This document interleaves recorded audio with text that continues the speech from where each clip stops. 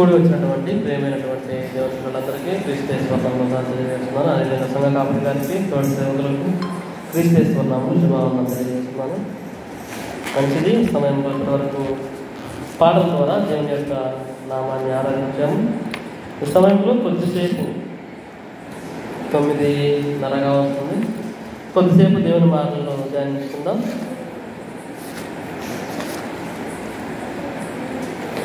యాకోబు గారు రాసిన పత్రిక, యాకోబు గారు రాసిన పత్రిక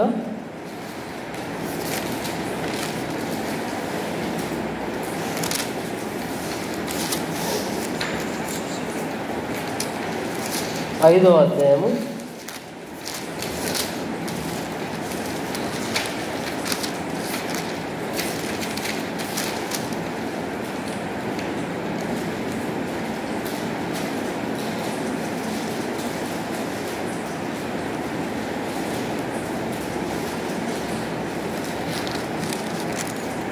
5వ అధ్యాయము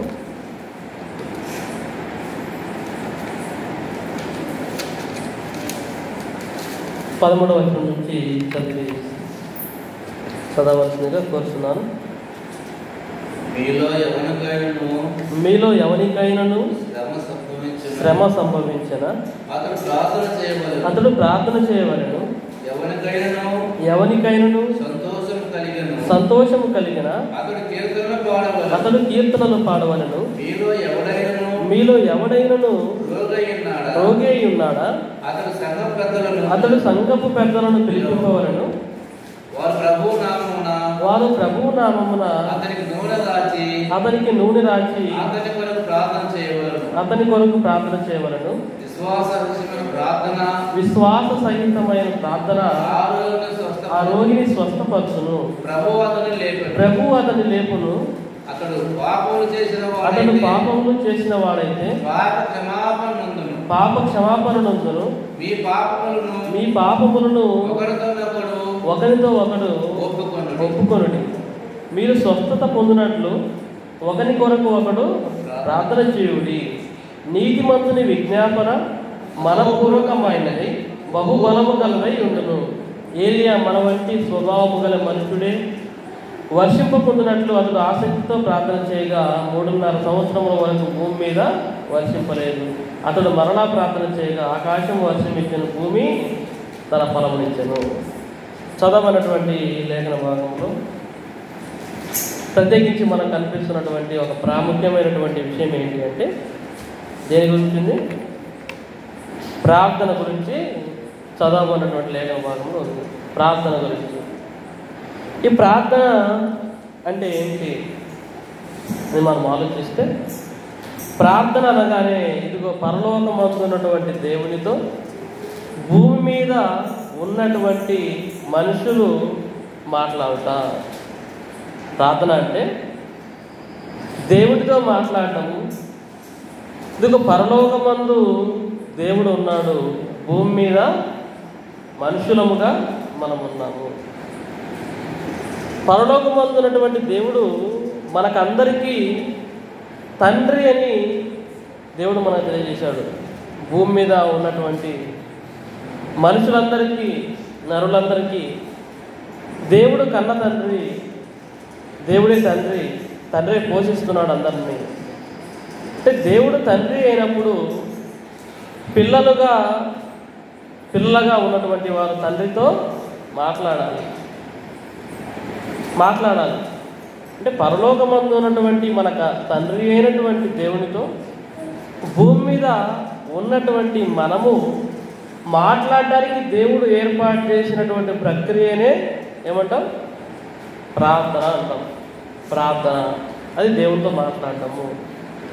భూమి మీద అనేక రకాలైనటువంటి అధికారులతో కావచ్చు, రాజకీయ నాయకులతో కావచ్చు, మంత్రులతో కావచ్చు, ఒక సులభతరముగా వారితో మాట్లాడే అవకాశాలు దొరకవు మనకి. ఒక కలెక్టర్ గారినో ఒక మంత్రి గారినో కలవాలి అంటే ముందుగానే అపాయింట్మెంట్ తీసుకోవాలి. అపాయింట్మెంట్ తీసుకున్న తర్వాత ఇదిగో మన సమయం వచ్చినప్పుడు మనం వెళ్ళి వారి దగ్గర మనం ఏం చెప్పాలనుకుంటున్నామో, ఏం మాట్లాడాలి అనుకుంటున్నామో ఆ విషయాలు క్లుప్తంగా చాలా తక్కువ సమయంలో చెప్పి తిరిగి మన దారిన మనము వచ్చేయాలి. అంటే భూమి మీద ఉన్నటువంటి అధికారులతో మాట్లాడడానికి మనకు కేటాయించబడుతున్న సమయం ఎంత అంటే చాలా తక్కువనే చెప్పాలి, చాలా తక్కువ. అంటే భూమి మీద ఒక అధికారులుగా ఎంచబడుతున్న వారు కావచ్చు, ఒక గొప్పవారుగా ఎంచబడుతున్నటువంటి వారు కావచ్చు, వారితో మాట్లాడడానికి మనకు ఇవ్వబడుతున్నటువంటి సమయం చాలా తక్కువైనప్పుడు ఇదిగో దేవాది దేవుడు మనకు కల్పించినటువంటి ఒక గొప్ప భాగ్యం ఏంటి అంటే, దేవుడు పరలోకమందు ఉన్నాడు, భూమి మీద మనం ఉన్నాము. కానీ ఆయనతో మాట్లాడే అవకాశాన్ని చాలా సులభంగా దేవుడు ఇచ్చాడు. మనం ఎక్కడికో వెళ్ళాల్సిన పని లేదు. ఈ లోక సంబంధమైన అధికారులతో మాట్లాడాలంటే ప్రయాణమే వెళ్ళిపోయారు, వారు ఉండేవారి దగ్గరికి మనం వెళ్ళాలి. వారు ఎక్కడుంటారో అక్కడ మనం పడిగాపులు కాయాలి. అయితే భూమి మీద ఉన్నటువంటి మనము దేవునితో మాట్లాడాలంటే మాత్రము అలా చేయాల్సిన పని లేదు, ఎక్కడికో వెళ్ళి ప్రార్థన చేయాల్సిన పని లేదు.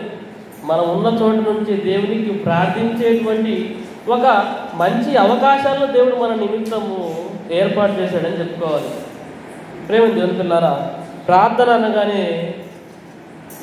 అనగానే పరలోకం ఉన్నటువంటి దేవునితో భూమి మీద ఉన్నటువంటి మనము మాట్లాడటము. ఈ ప్రార్థన ఎప్పుడు ప్రారంభమైంది అని బైబిల్ గ్రంథంలో సెలవిస్తుంది అంటే, ఆదికాండము గ్రంథము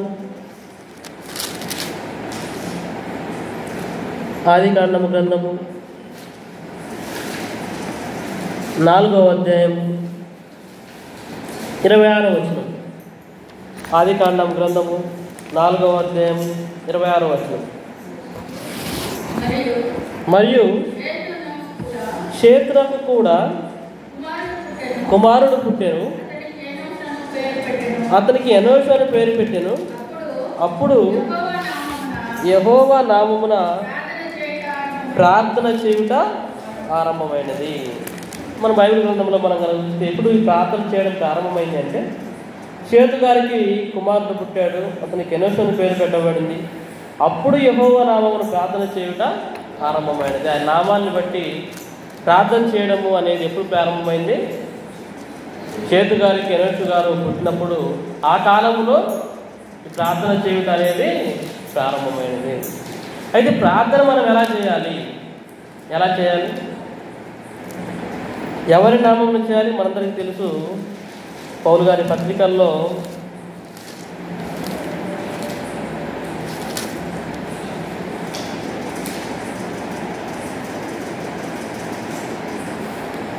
అపోస్తలుడైన పౌలు గారు కొలస్సీలకు రాసిన పత్రిక 3వ అధ్యాయము 17వ వచనం. కొలస్సీలకు రాసిన పత్రిక 3వ అధ్యాయము 17వ వచనం.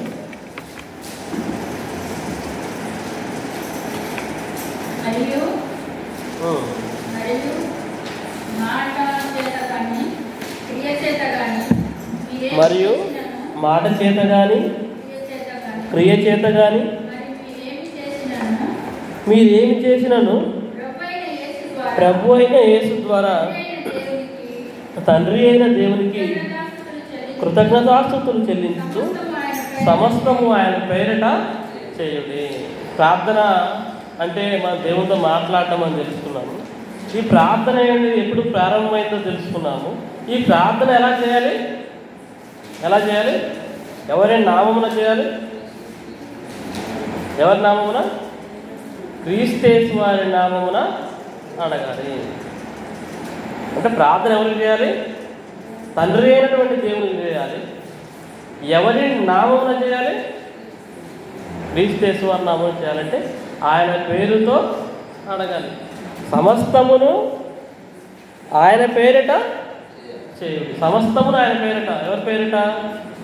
క్రీస్తు వారి పేరిట చేయాలంటే మనం చేసేటువంటి ప్రార్థన దేవుని దగ్గరకు చేరాలి అంటే మనం ఏ విధంగా చేయాలి?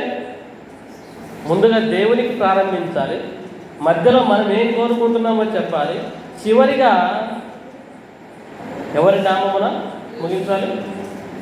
క్రీస్తు వారి నామమున రక్షించాలి.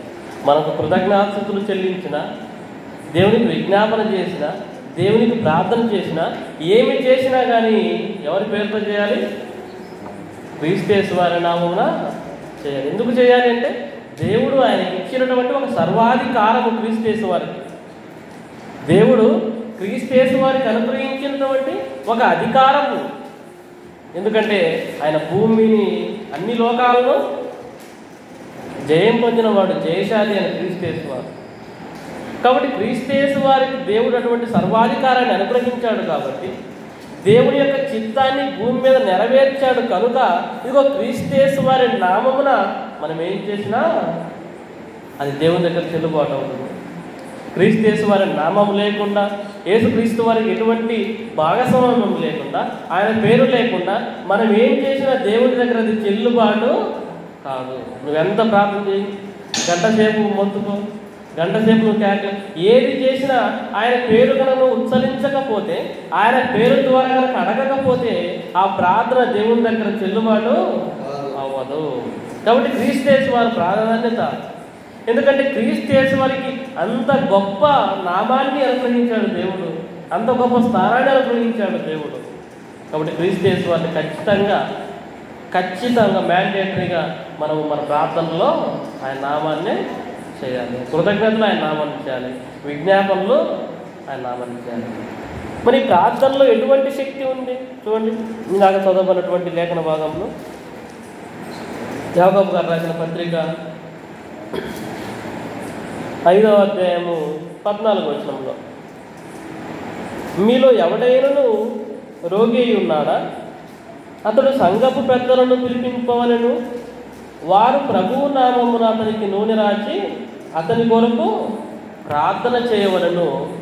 విశ్వాస సహితమైన ప్రార్థన ఆ రోగిని స్వస్థపరచును, ప్రభువు అతని లేపును.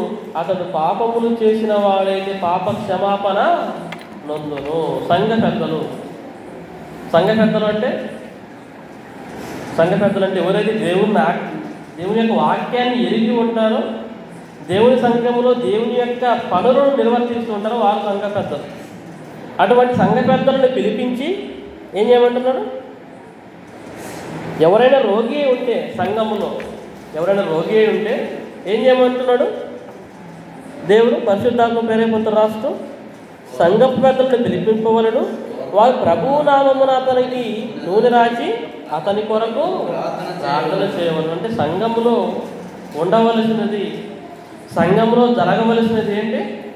ప్రార్థన జరగాలి.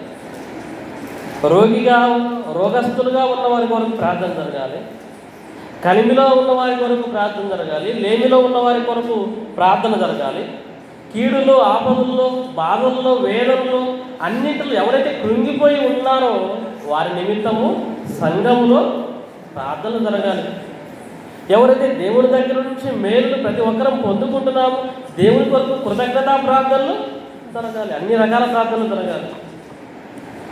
సంఘములో ఏవి జరగాలో దేవుడు నిశ్చయించున్నాడు. సంఘము ద్వారా ఏవి జరగాలి? సంఘము ద్వారా ప్రార్థన జరగాలి. సంఘములో ఒకరికొకరికి ప్రార్థన జరగాలి, ఒకరికొకరికి ఒకరు ప్రార్థన చేయాలి.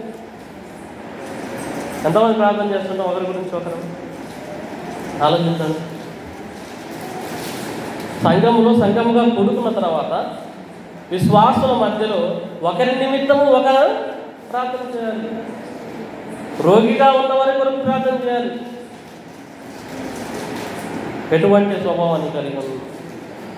విశ్వాసుల మధ్యలో ప్రార్థనలు ప్రభువు నామమున అతనికి, వారు ప్రభువు నామమున అతనికి నూనె రాచి అతని కొరకు ప్రార్థన చేయవలను.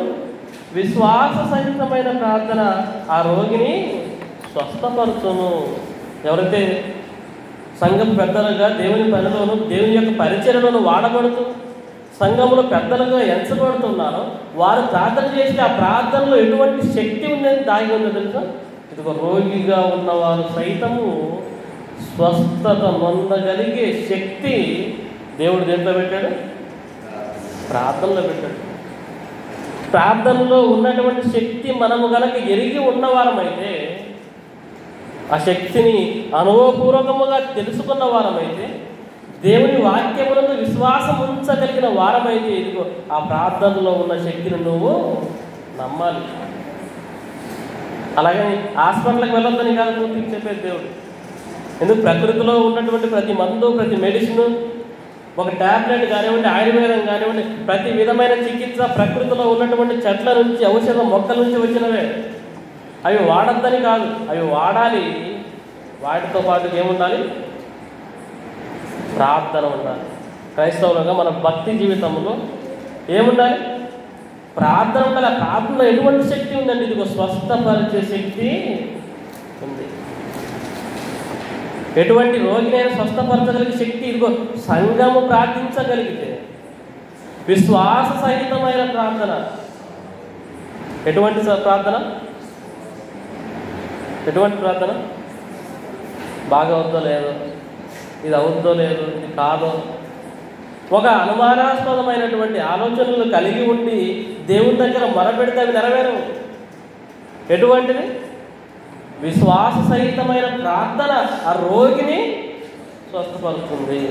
ప్రార్థనలో ఉన్నటువంటి శక్తి, సంఘములో దేవుడు పెట్టినటువంటి శక్తి, ఇదిగో రోగులను సహితము స్వస్థపరచగలిగేటువంటి శక్తి ఇదిగో సంఘము ద్వారా పెట్టాడు. సంఘము ప్రార్థన చేయగల ఎటువంటి గొప్ప కార్యాలు జరిగాయి. ఇదిగో ఖైదులో ఉన్నటువంటి పౌలు గారు విడుదల చేయబడ్డాడు. చెరసాలలో బందీలుగా ఉన్నటువంటి దేవుని సేవకులు విడుదల కాబడలేదా? ఒక ఇనుప ఎటువంటి వ్యక్తులు కూడా విడదీయనటువంటి ఒక గొప్ప చెరసాలలో ఉంచబడినటువంటి పేతురు గారు వాటి నుంచి బయటకు రాలేదా? వీటన్నిటి వెనక ఉన్నది ఏంటి తెలుసా? దేవుడు ఇచ్చినటువంటి ఒక అవకాశం, ప్రార్థన. సంఘం ప్రార్థించగానే ఏమైపోయింది? పాతలోని చెరసాల పునాదులు గొప్ప గొప్పవి జరిగాయి. ప్రార్థనల ద్వారా, ప్రార్థనల ద్వారా గొప్ప గొప్ప కార్యాలు చేసిన వారు ఉన్నారు. ప్రార్థనల ద్వారా గొప్ప గొప్పవి జయించిన వారు ఉన్నారు. ఎన్నో కార్యాలు జరిగే బైబిల్ గ్రంథంలో. ఇది ప్రార్థనలో ఉంచబడినటువంటి శక్తి. ఈ శక్తిని మనం అనుభవపూర్వకంగా తెలుసుకోవాలంటే వాక్యం పట్ల మీకు విశ్వాసం ఉండాలి. ఇది ఒక రాయబడిన సంగతులు, ఇవి కథలుగా చెప్పుకోవడం కాదు, కానీ ఇవి నిజమని నమ్మాలి. వాటి యొక్క సంపూర్ణమైనటువంటి విశ్వాసము ఉంచాలి. 100కు 100% ఉంచాలి. 100కు 99% ఉంచి 1% అనుమానం కలిగి ఉంటే సంపూర్ణమైన విశ్వాసం అనిపించుకోదు. ఇదిగో క్రీస్తు యేసు వారిని నమ్మావు అంటే ఆయన నీ శిలువలో నీ పాపాల నిమిత్తము, మనుషుల పాపాల నిమిత్తం బలియాగం అయ్యాడు అంటే నమ్మాలి పూర్తిగా. నిజంగా అయ్యాడా? నిజంగా చనిపోయాడా? అవి అనుమానాలా? అటువంటి అనుమానాలకు విశ్వాసము అనిపించుకోదు. కాబట్టి విశ్వాసం అనగానే అది సంపూర్ణమైనదిగా ఉండాలి. అది విశ్వాస సహితమైనదైతే ఆ రోగిని స్వస్థపరచును అన్నాడు. చూడండి కింది వచనంలో, ప్రభు అతని లేకును, అతడు పాపములు చేసిన వాడైతే పాప క్షమాపణ నందును. మీ పాపములను ఒకరితో ఒకడు ఒప్పుకొనుడి, మీరు స్వస్థత పొందినట్లు ఒకరి కొరకు ఒకడు ప్రార్థన చేయుడు. ఒకరి కొరకు ఒకరు చేయమంటున్నాడు. ఒకరి కొరకు ఒకరు. ఇంకా సంఘాల్లో విశ్వాసాల మధ్యలో ప్రేమ ఆప్యాయతలు కనబడాలి. ఒకరి నిమిత్తం ఒకరు ఎంతమంది చేస్తుంటారు చెప్పండి? ప్రతిరోజు ప్రార్థన కోరికల్లో, ప్రతిరోజు మనం చేసుకునేటువంటి వ్యక్తిగత ప్రార్థనలో కావచ్చు, సంఘాల్లో చేసేటువంటి ప్రార్థనలో కావచ్చు, ఇతరులకు కీడు కలగాలి, ఇతరులు చెడిపోవాలి, ఇతరులకు హాని జరగాలని కోరుకునే మనస్తత్వాలు తప్ప ఇతరు బాగుపడాలి అనేటువంటి లక్షణాలు క్రైస్తవులు కూడా ఎంతమందిలో ఉంటాయి? క్రైస్తవులుగా చెప్పుకున్నటువంటి వాళ్ళు ఉంటున్నాయా? వాక్యం చెబుతున్నా నేను కావచ్చు, ఎవరైనా కావచ్చు, వాక్యము ద్వారా మనల్ని మనము టెస్ట్ చేసుకోవాలి. మనము ఇతరుల గురించి ప్రార్థన చేస్తున్నామా లేదా? ఇతరుల గురించి నేను ప్రార్థన చేస్తున్నాను లేదా? ఇతరుల గురించి మనం ప్రార్థన చేస్తున్నాం. మనల్ని మనము ప్రశ్నించుకుంటే మనం తెలుసుకోవాలి, నిజంగా ఎప్పుడైనా చేశాను. ఆ లక్షణం మనలో లేకపోతే అది మనం నేర్చుకోవడానికి అలవాటు చేసుకోవాలి. లేకపోతే నేర్చుకోవడం ఏమంటున్నాడు ఇక్కడ? మీరు స్వస్థత పొందినట్లు ఒకరి కొరకు ఒకడు ప్రార్థన చేయుడి. నీతిమంతుని విజ్ఞాపన మనపూర్వకమైనది, బహుబలము గలదై ఉండును. ఎటువంటిది? బహుబలము కలది నీతిమంతుడు విజ్ఞాపన ఎటువంటిదంటే నీతిమంతుడు చేసేటువంటి ప్రార్థన బహుబలము కలదై. ప్రార్థనలో ఉన్నటువంటి శక్తి ఎటువంటిది? చాలా బలము కలిగినది. కింద ఉదాహరణ చెప్తున్నట్టు జరిగినటువంటి ఒక సంఘటన, ఏలియా మన వంటి స్వభావము గల మనుషుడే. ఏలియా గారు ఉన్నారు కదా, పాత నిబంధన గ్రంథంలో ఎవరున్నారు? ఏలియా గారు ఉన్నారు. ఆ ఏలియా గారు ఎటువంటి ఆయన? మనలాంటి మనిషి, మనలాంటి శరీరం ధరించుకున్నటువంటి వాడే, మనలాంటి దేహాన్ని కలిగినటువంటి వాడే. ఆయన కూడా మామూలు మనుషుడే. ఏం చేశాడు? వర్షింపకుండునట్లు అతడు ఆసక్తితో ప్రార్థన చేయగా 3.5 సంవత్సరముల వరకు భూమి మీద వర్షింపలేదు. వర్షింపకుండునట్లు ఏం చేశాడు? ప్రార్థన చేశాడు. నీతిమంతుని విజ్ఞాపన ఎంత బలము కలది అంటే ప్రకృతిని సైతము ఆపగలిగేటువంటిది. ఏలియా గారి ప్రార్థనలో ఉన్నటువంటి శక్తి, ఆ బలం ఎటువంటిది? 3.5 సంవత్సరాలు వర్షాన్ని ఆపాడు. దేని ద్వారా? దేవుడు ఆయన ప్రార్థన చేయగానే ఆపేశాడు. ఏలియా గారు ప్రార్థన చేయగానే వర్షం పడకుండా దేవుడు ఆపేశాడు. ఆయన ప్రార్థన విన్నాడు. ప్రార్థనలో ఉన్నటువంటి శక్తి ప్రకృతిలో జరగవలసినవి సైతము జరగకుండా ఆపేశాడు దేవుడు. కొంతమంది మీటింగ్స్లో వర్షం పడితే ఆగిపోని ప్రార్థన చేసి ఆగిపోతే ఎంతసేపు వీళ్ళు మొత్తుకున్నా ఆగదు. చాలామంది ఏదో గొప్పవారమని తెలియాలని జనాలకి ఆ జరుగుతున్న మీటింగ్లోనే వర్షం ఆగిపోవాలని చేసి ఆగిపోతే అది దేవుడు ఆపాలి. దేవునికి అనుకూలంగా ఉండాలి నీ ప్రార్థన. ఏలియా గారు ప్రార్థన చేస్తే 1 రోజు కాదు, 2 రోజులు కాదు, 1 గంట కాదు, అరగంట కాదు, 3.5 సంవత్సరాలు వర్షమే లేదు. ఎవరైనా చేయగలుగుతారా? అంత గొప్ప భక్తులు ఆనాడు ఉన్నటువంటి భక్తులు. ఆనాటి భక్తులలో జీవితంలో ఉన్నటువంటి ప్రార్థనా జీవితము మనలో 1% ఉందా లేదో మనము పరీక్షించుకోవాలి. 3.5 సంవత్సరాలు వర్షం పడకుండా ఆపడం అంటే మామూలు విషయం కాదు. 1 అరగంట ఆపలేదు. ఎవరైనా ఆపగలుగుతారా? ఎవరు ఆపలేదు. ప్రకృతిని సైతం దేవుడు ఆపేశాడు అంటే వారిలో ఉన్నటువంటి విశ్వాసం ఎటువంటిది, వారి ప్రార్థన జీవితం ఎటువంటిదో మనము అర్థం చేసుకోవాలి. చూడండి, ఏలియా మన వంటి స్వభావము గల మనుషుడే, వర్షింపకుండానట్లు అతడు ఆసక్తితో ప్రార్థన చేయగా 3.5 సంవత్సరముల వరకు భూమి మీద వర్షింపలేదు. అతడు మరలా ప్రార్థన చేయగా ఆకాశము వర్షం ఇచ్చెను, భూమి తన బలమునిచ్చాను. మళ్ళీ ప్రార్థన చేశాడు. మళ్ళీ ఆ 3.5 సంవత్సరం పక్కన ఆ కరువు అయిపోయిన తర్వాత, వర్షం పడకుండా ఉన్న తర్వాత మళ్ళీ వర్షం కావాలి దేవుడు అంటే మళ్ళీ దేవుడు ఎలా వింటున్నాడు మరి మాట? ఎలా వింటున్నాడు చూడండి. దేవా వర్షం ఆపేయండి, ఆపేస్తున్నాడు. కాసేపు కరెక్ట్ టైం దిగుతుంది. 3.5 సంవత్సరాల వరకు వర్షము వద్దంటే దేవుడు కూడా వద్దంటున్నాడు. దేవుడు ఆ వర్షం కురవాలి అంటే కురవాలి అంటున్నాడు. ఎటువంటి శక్తి! నీతిమంతుని విజ్ఞాపన మనపూర్వకమైనదై బహుబలము గలదై ఉంటుంది. ప్రార్థనలో ఉన్నటువంటి శక్తి. ప్రేమ దేవుని పిల్లారా, ఈ ప్రార్థన ద్వారా రోగులు సైతము స్వస్థపరచబడవచ్చు. ఈ ప్రార్థన ద్వారా నీ బాధలు వేదనలు తొలగిపోవచ్చు. ఈ ప్రార్థన ద్వారా నీకు ప్రకృతిలో జరగవలసినవి సైతము దేవుని కోరిక అయితే అవి ఆపేంత శక్తి గలవి. అవునా కదా చెప్పండి? ఏ మనుషుడే ఆపగలుగుతారా వర్షాన్ని? ఈ అధికారులు ఆపగలుగుతారు? ఎవరు చేయలేనటువంటి కార్యాలు ఇక ప్రార్థన ద్వారా చేయవచ్చు. ఒక ఎస్తేరు గారు ఏం చేశారు? ప్రార్థన ద్వారా ఏం చేశారు? ప్రార్థన ద్వారా ఇదిగో యూదులందరినీ చంపేయాలి, యూదా జాతి అందరినీ చంపేయాలని ఒక అపవాది ఆలోచనిస్తే ఆమె ప్రార్థించింది. ప్రార్థన చేయగానే ఏమైపోయింది? దేవుడు ఆ మొర విని ఇదిగో ఆలోచన పక్కన పెట్టించి ఎవరైతే చంపాలనుకుని ప్లాన్ వేశారో వారినే దేవుడు చంపించేశాడు. ఎస్తేరు గ్రంథంలో చదివితే యూదా జాతిని మొత్తాన్ని చంపేయాలని కొంతమంది కుట్ర పడితే ఎస్తేరు గారు ఆమెతో పాటు ఉన్నటువంటి పెద్దలందరూ యూదులందరూ ప్రార్థన చేస్తే ఏం చేశాడు దేవుడు? ఎవరైతే ప్రణాళిక వేశారో చంపాలని వారినే చంపింపజేశాడు. యూదులు మొత్తము రక్షింపబడ్డారు. ఇలా చరిత్రలో చూసుకుంటే ఒకరు కాదు, ఇద్దరు కాదు, ఎంతోమంది భక్తుల జీవితాల్లో ఒక శక్తిగా ఏది ఉన్నది అంటే ప్రార్థన జీవితము. చూడండి, చివరిగా ఈ వచనం చూసుకుని ముగించుకున్నాం. పేతురు గారు రాసిన పత్రిక, మొదటి పత్రిక 5వ అధ్యాయము 7వ వచనం. పేతురు గారు రాసిన మొదటి పత్రిక 5వ అధ్యాయం 7వ వచనం.